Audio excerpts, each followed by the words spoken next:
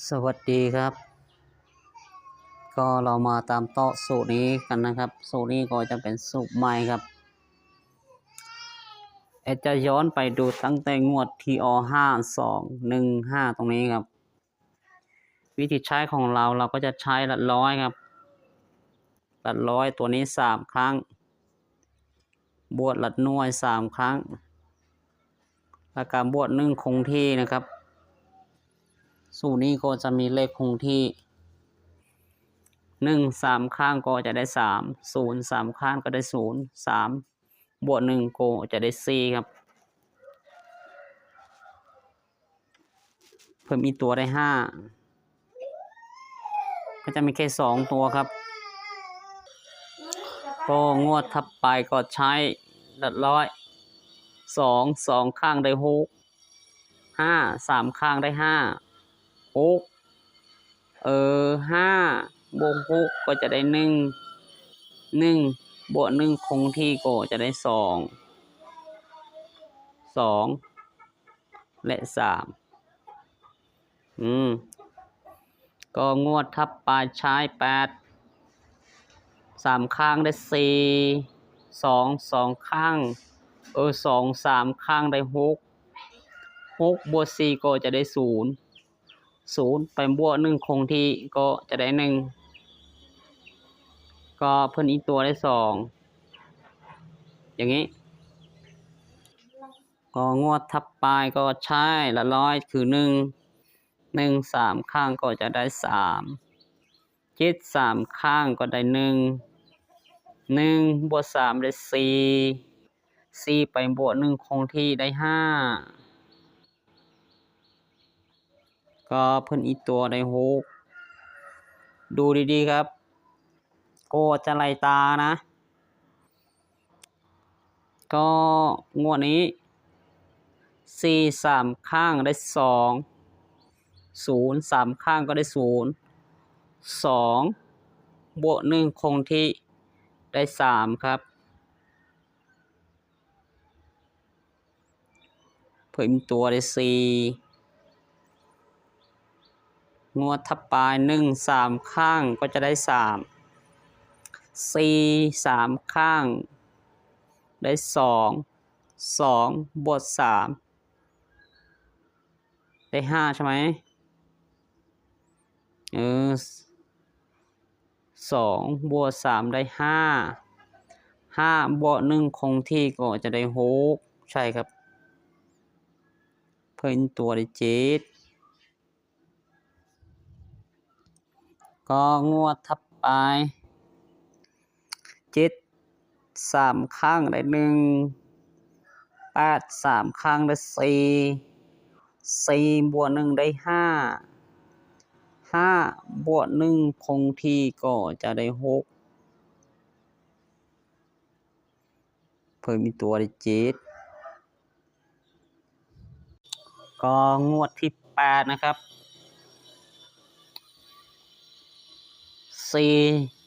3ข้างได้2 3ข้างได้7บวก2ได้9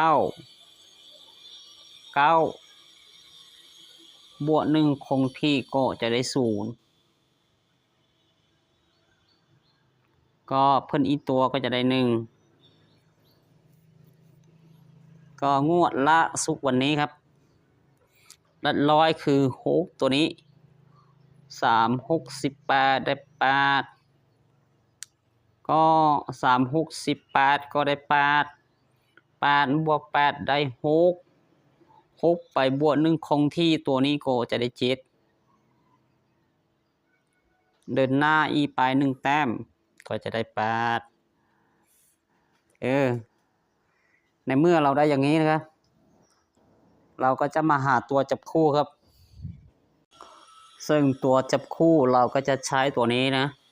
ให้ดูดีๆครับนายละพันตัวนี้บวกละ10ราคาบวก8คงที่นะครับมีเลขคงที่นะ2บวก6ได้8บวก8ก็จะได้6 ในเมื่อได้6ให้เพิ่น5แต้มนะครับก็จะได้1สูตรนี้ก็จะมีแค่2ตัวก็งวดนี้มันออกไปที่15ครับถือว่าสูตรนี้ก็ไปกับ15ก็งวดถัดไปใช้5บวก1ได้6บวก8ก็จะได้4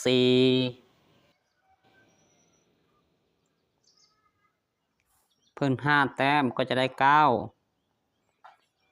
งวดนี้ออก4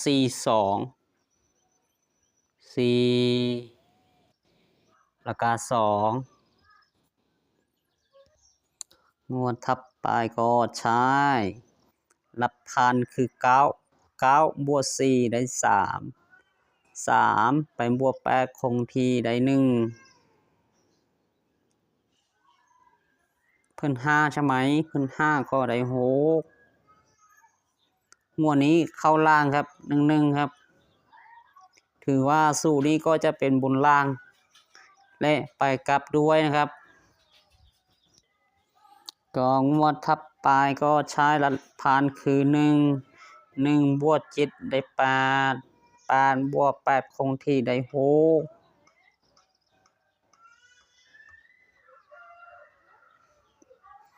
ก็เพิ่น5ก็จะได้1ก็ถือว่างวดนี้ลุกไปครับไม่มีตัวนี้54แล้วก็80ถือว่างวดนี้ไม่เข้าเลยนะครับก็งวดถัดไปใช้5บวก8ได้3ไปบวก8คงที่ก็จะได้1เพิ่ม5ก็จะได้6งวดนี้เข้าล่างไปที่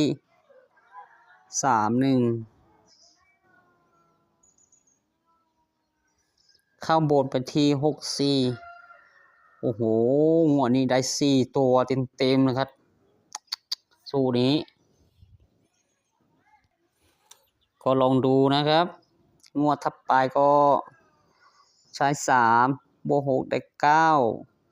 9บวก8คงที่ได้7ในเมื่อได้7ให้เพิ่น5ก็จะได้2งวดนี้เข้าล่างครับ7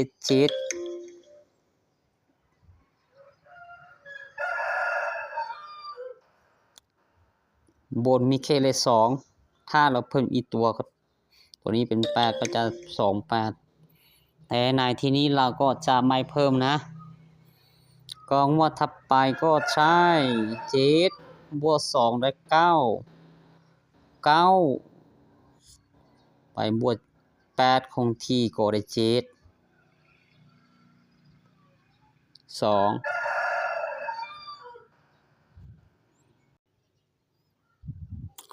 ก็ถือว่างวดนี้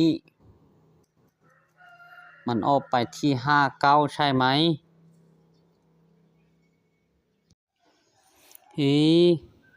ตัวนี้น่าจะผิดนะครับตัวนี้72นะครับไม่ใช่7289อย่างนี้นะ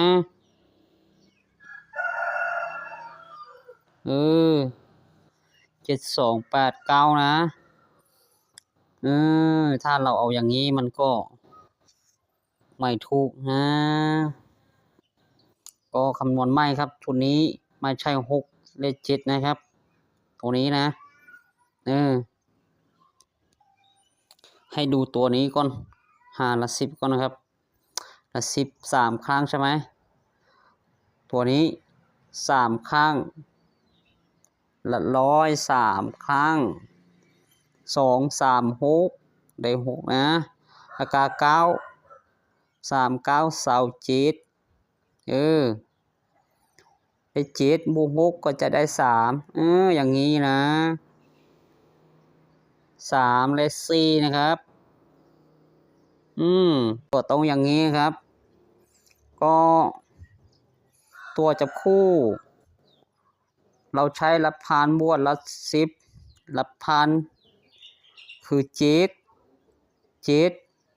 บวก8ก็จะได้5ไปบวก8คงที่ก็จะได้3วิทำไมเราบวกเลขผิดนะ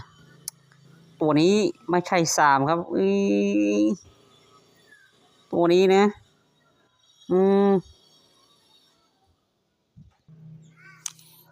หลักร้อยนะไหลตาเว้ย3ข้างได้6 3 9เศร้า7บวก6ได้3ไปบวก1คงที่ตัวนี้ก็จะได้4นะไม่ใช่3ครับเพิ่นอีกตัวได้5ก็ตรงอย่างนี้นะแล้วก็ตัวจับคู่ลัด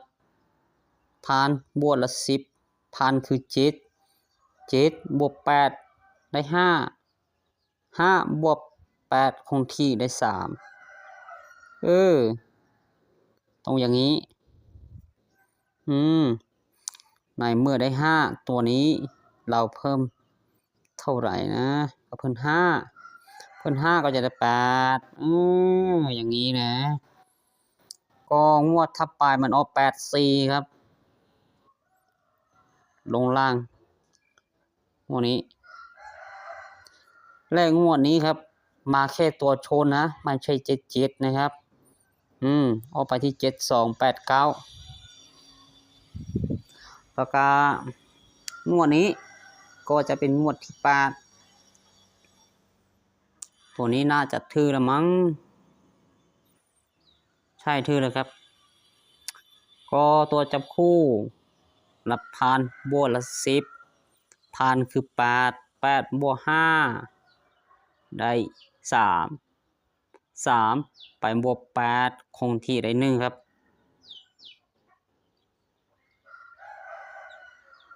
ตรงนี้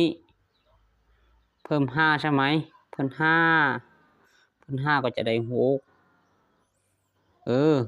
งวดนี้ออกไปที่16ก็ถือว่างวดนี้มาตัวชนด้วยนะครับ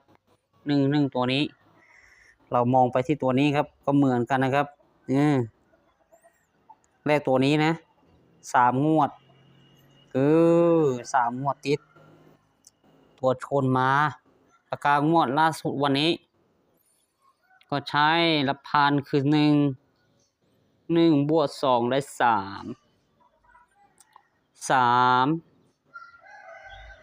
ไปบวก8ก็จะได้1ครับใช่ไหมใช่แล้วครับถ้าได้1เก่าตัวนี้6ตัวนี้ก็จับคู่ได้17 6 8 1แล้วก็86เดี๋ยวแอดจะจับคู่ให้ดูแอปก็จับคู่มาได้เรียบร้อยแล้วนะก็จะมีแค่4ชุดนี้และในชุดนี้ครับชุดนี้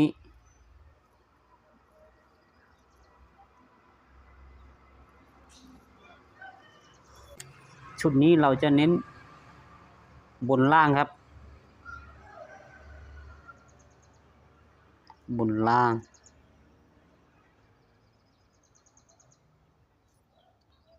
แล้วก็ไปกลับด้วยนะครับ